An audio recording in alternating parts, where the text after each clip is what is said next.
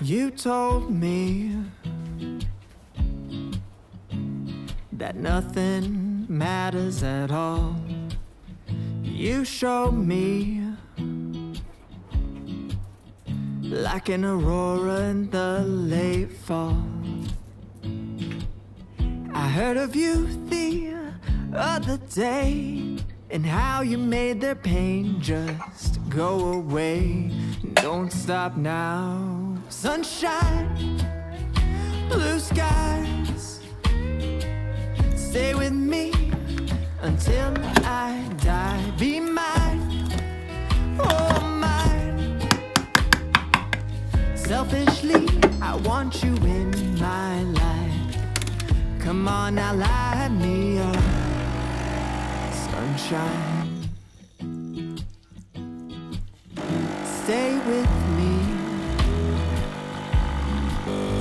If I have to move the moon, I will. Stop rotating. Oh, why can't the earth just stay still? Don't leave me now. Sunshine, blue skies, stay with me until I die. Be mine, oh mine. Selfishly, I want you in my life.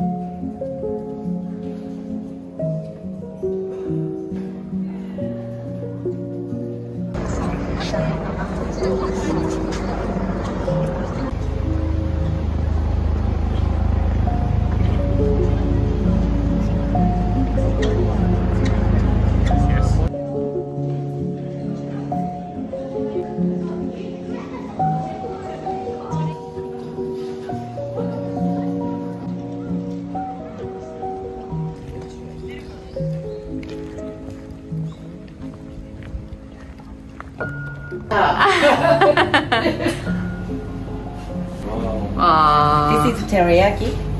This is a Hakone. The Torres Burger Well restaurant. Wow. It's the mixed chicken and beef. No, beef and bacon and the onion rings. Wow. And That's our great. original onion rings.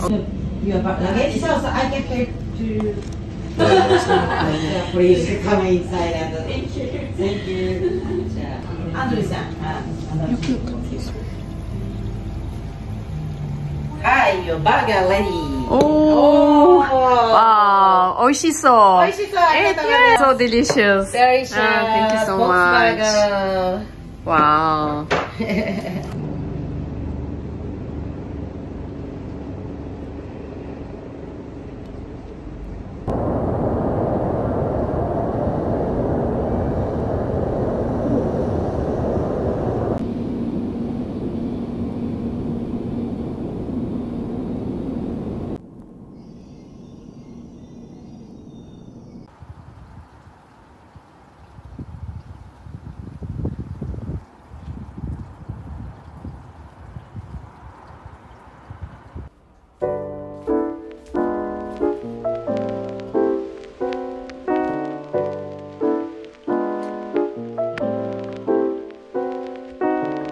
I just called to say hello, hello.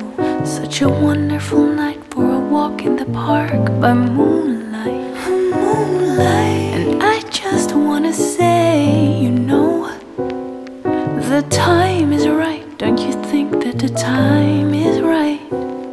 Tonight, tonight, tonight. I know the time is right. Tonight, tonight, tonight, tonight.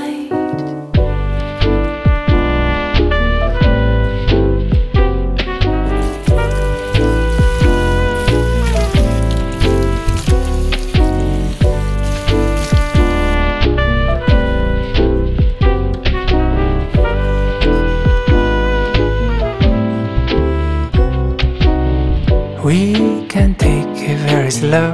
Very slow. We'll be counting the stars that dot the dark of a night sky. The night sky. Sipping red wine on the show. The time is right, don't you feel the time is right?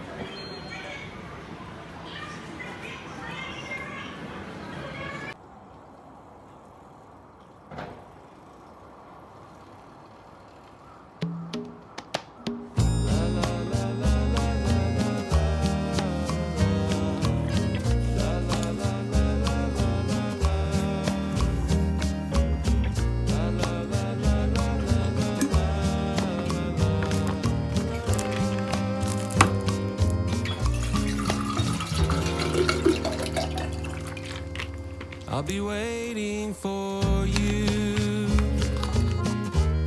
Don't let your heart become trouble.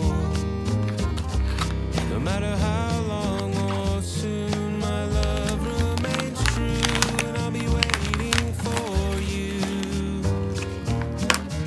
Yo te espero aquí, que tu corazón no se afane, sin importar cuánto tiempo pase este amor, aprende a esperar.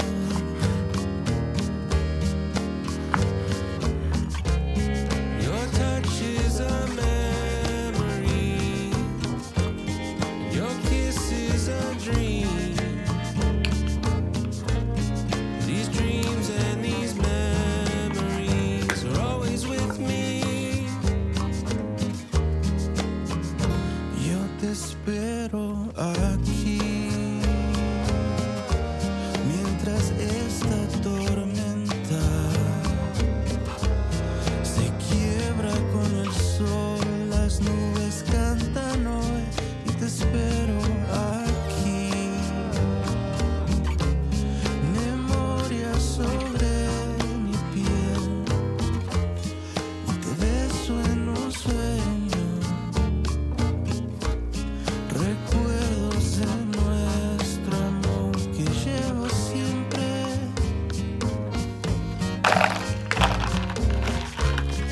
Your touch is a memory, your kiss is a dream. These dreams and these memories are always with me.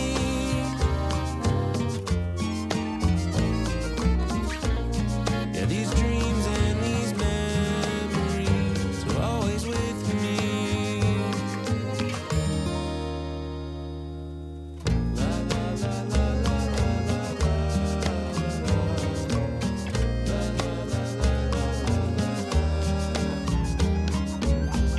la la la la la. La la la la la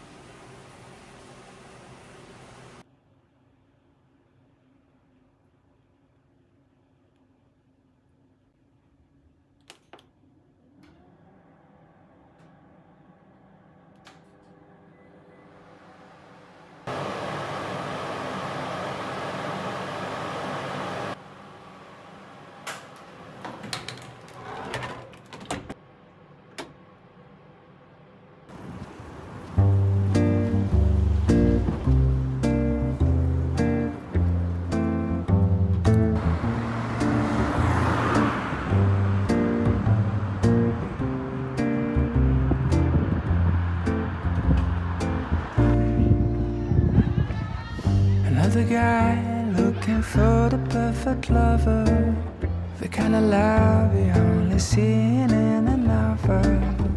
I wasn't waiting for some shiny unicorn out of thin air, running and you don't. But all of a sudden you're the hero of my story. I celebrate the love and only stole me glory. I still remember the way this whole thing started. I was walking down the city, feeling down and broken hearted. But then I guess all roads lead to Rome. A full front collision on my way home. I cut a corner, down we hit and crash. The crash has been the first and hasn't been the last, 'cause it's a different kind of love from any other old school dating is the boat. We are explorers, it's a different kind of love. And everyone is looking like the piece of people just escaping from the loop. Sometimes I feel that you are from another planet. The way you attract these more disasters like a magnet. Never know if you are from outer space, but I can tell you, girl, I'm enjoying the race. Because I knew when we hit and crashed, my crazy love circus was here at last. Is this romantic in a very funny way? I know our kind of love is the one made to stay, 'cause it's a different kind of love from any other old school dating is a boat. We are explorers, it's a different kind of love. And everyone is looking like the crazy people just escaping from the loop. The way that you talk, the way that you move, you make fun of me while I make fun of you. But we always fit, precise as a glove. I really enjoy a different kind of love. Oh, oh, a different kind of love. A different kind of love. A different kind of love.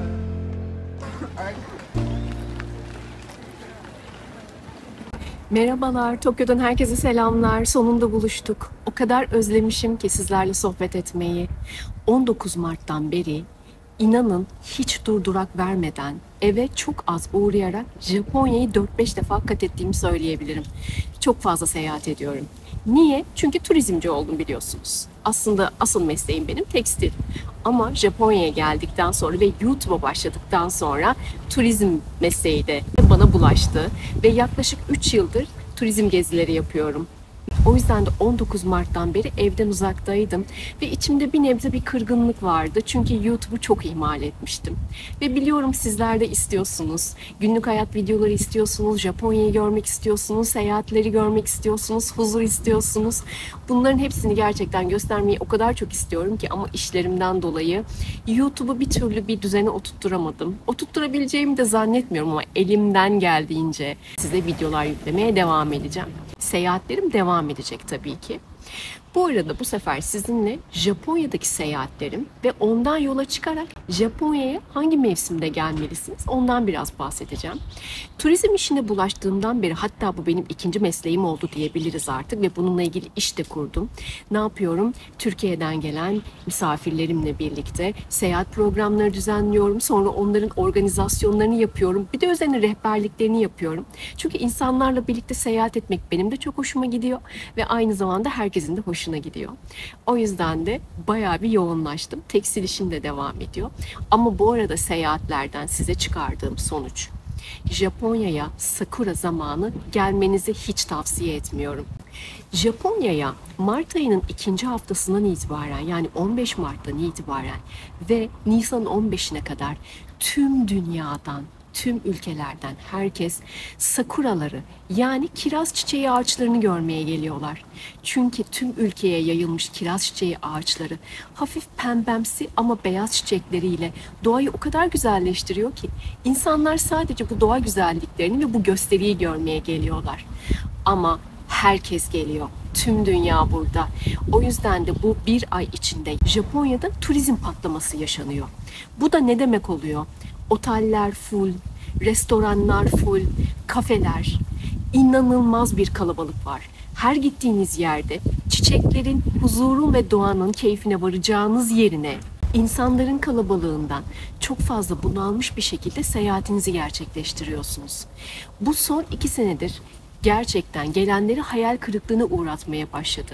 Benim de biraz canımı sıkmaya başladı. O yüzden de size paylaşmaya karar verdim. Sakura zamanı. Japonya'ya gelmeyin lütfen. Sadece sakuraları görmeye gelmeyin. Çünkü Japonya o kadar güzel. Doğal güzelliklerini o kadar iyi bir şekilde saklamış. Herkesin doğaya saygılı bir şekilde yaşadığı, sokakların tertemiz, şehirlerin huzurlu ve barışçıl bir şekilde olduğu dünyadaki yegane ülkelerden bir tanesi.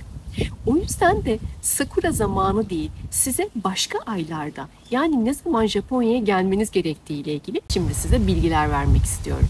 Japonya'ya sakura zamanı değil de ne zaman gelmelisiniz? Size 4 tane aydan bahsedeceğim. Bir tanesi, sakuralar biter bitmez Mayıs'ta gelmeye ne dersiniz? Mayıs muhteşem. Sonra Eylül, Ekim, Kasım. Bu 4 ay muhteşem. Mesela Aralık, Ocak ve Şubat Japonya'nın en soğuk zamanı. Kar tatiline gelmek istiyorsanız Anakara'ya değil de Hokkaido taraflarına gitmenizi tavsiye ediyorum. Çünkü orada çok güzel kayak merkezleri var. Mart ayında, Mart'ın 15'inden itibaren havalar çok güzel oluyor. Bahar başlıyor. Ama sakuralar zamanıyla birlikte oteller çok kalabalık, restoranlar çok pahalı. Bütün kafelerin önünde inanılmaz kuyruklar, her yer tıklım tıklım. O yüzden sakura zamanı gelmeyin. Sonra Mayıs geliyor. Mayıs en güzel zamanlardan bir tanesi. Çünkü sakura sezonu bitiyor. Bütün kalabalıklar çekiliyor ve Japonya'nın asıl sakura dışında diğer çiçeklerinin açtığı bir sezon Mayıs ayı. Çok güzel bir sezon. Japon gülleri, laleler, salkımlar, karanfiller açıyor. İnanın çok güzel, harika çiçeklerin açtığı, doğanın yemyeşil olduğu en güzel zaman Mayıs ayı. O yüzden de bence Japonya'ya Mayıs ayında gelmenizi tavsiye ediyorum. Diyelim Mayıs'ta gelemediniz. Mayıs'ta gelemiyorsanız eğer, Haziran, Temmuz, Ağustos hiç tavsiye etmiyorum. Çünkü Japonya'nın 5 mevsimi var. Japonya yarı tropikal bir mevsime sahip. Yani evet, sonbahar, kış, İlkbahar, yaz var ama arada tropikal yani muson yağmurlarının geldiği yağmur mevsimi var ve Haziran ayına denk geliyor. Temmuz'un ortalarına kadar da devam ediyor. Hava 30 derece ile 35 derece arasında bir sıcaklıkta. Üzerine de yağmurlar geliyor, muson yağmurları ve siz bu havayı %99 nemle birlikte 45 derece veya 50 derece civarında hissediyorsunuz. Temmuz'un 15'inden itibaren yağmurlar gidiyor. Yani muson yağmurları azalmaya, havalar daha da sıcaklığını arttırmaya ve bu sefer de nemle birlikte aşırı sıcaklar başlıyor. Temmuz 15'ten itibaren bütün Ağustos ve Eylül'ün ilk haftasına kadar inanılmaz sıcaklar oluyor. 45 derece civarında hissediyorsunuz. Yerden yüzünüze alev vuruyor gibi hissediyorsunuz. O yüzden de yazı da tavsiye etmiyorum. Peki ne zaman? İşte Eylül 15'ten itibaren Japonya'nın sonbaharı başlıyor. Japonya'nın sonbaharı demek, ağaçların renklerinin dönüştüğü, doğanın biraz daha neminin azaldığı, hafif serinliklerin başladığı en güzel zamanlar. Yavaş yavaş doğa yeşilliğini kaybediyor. Yapraklar sararmaya başlıyor. Sararıyor, sararıyor, sıcaklar azalıyor. 20 derecelere falan düşüyor. Bu arada doğadaki bütün ormanlar ve ağaçlar rengini hafif kehribar rengine döndürüyor. Kehribar rengi Kasım ayında neredeyse mor renk ile kızıl rengine dönüşecek şekilde muhteşem renklere bürünüyorlar. İşte o zaman Japonya'nın doğası inanılmaz güzel seyirlik bir hale geliyor. Size tavsiyem, lütfen gelmeden önce alternatif rotalar oluşturun kendinize. Tokyo, Osaka, Kyoto, bunların hepsi çok güzel şehirler. kültürel açıdan ve tarihi açıdan Japonya'nın tabii ki kültürel mirasını keşfetmeniz için en güzel, en iyi bölgelerden bir tanesi. Ama ben sizin yerinizde olsam biraz daha size verilen bilgilerle değil, daha fazla araştırma yaparak yeni ilginç rotalar oluşturmanızı tavsiye ediyorum. Mesela tur şirketlerinin hiç götürmediği veya Instagram'da hiç görmediğiniz yeni rotalar. Kanazawa. Kanazawa, Japonya'nın küçük Kyoto'su diye biliniyor. Orası özellikle Mayıs ayında ve sonbaharda muhteşem oluyor. Veya Fuji Dağı eteklerine gitmektense her yer inanılmaz kalabalık. Herkesin bilmediği, asıl burada lokallerin bildiği Karuizawa bölgesine gidebilirsiniz. Karuizawa bölgesi burada yaşayan özellikle orta ve üst sınıfın kalabalıktan uzaklaşmak için, huzur bulmak için gittikleri ve özellikle üst sınıfın ikinci yazlık evlerinin, üçüncü yazlık evlerinin olduğu en güzel bölgelerden bir tanesi.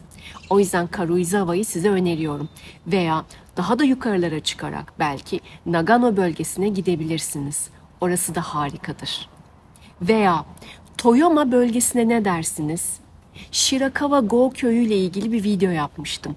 Oralara kadar uzanmanızı tavsiye ediyorum. Mesela Kasım ayında eğer Japonya'ya gelirseniz Uji'yi size tavsiye ediyorum. Orayı mutlaka görmelisiniz. Veya biraz daha güneye doğru inip Hiroşima'nın yakınlarında Miyajima Adası'na gidebilirsiniz.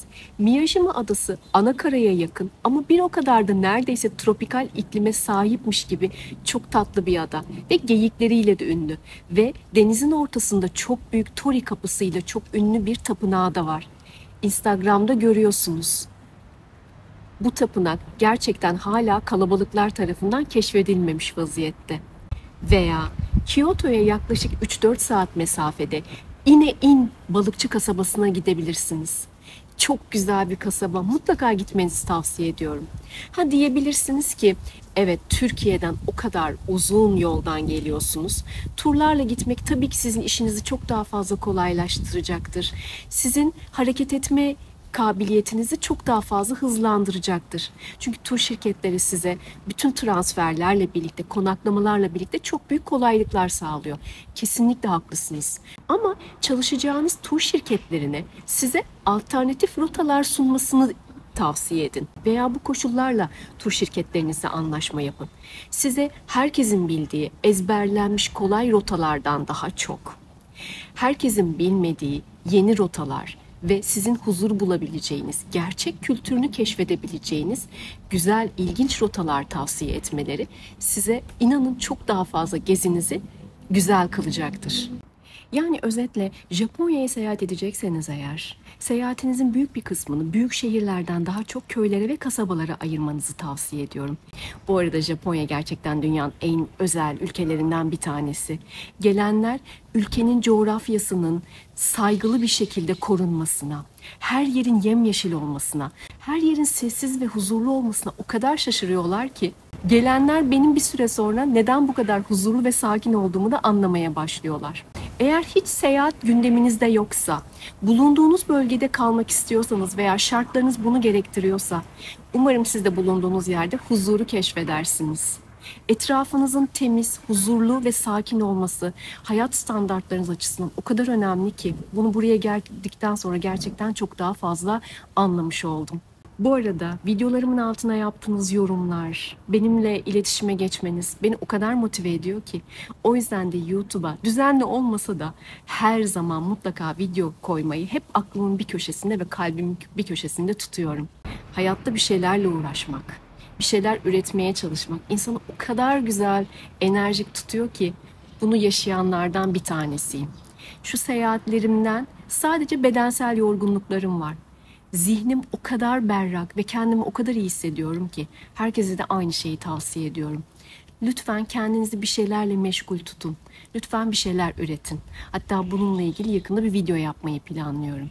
Bir şeyler üretmek, bir şeylerle meşgul olmak insanı gerçekten hayata bağlıyor.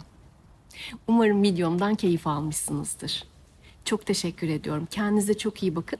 Bir sonraki videoda umarım en kısa zamanda görüşmek üzere. Hoşça kalın. 한겨울밤 동안 시간을 보내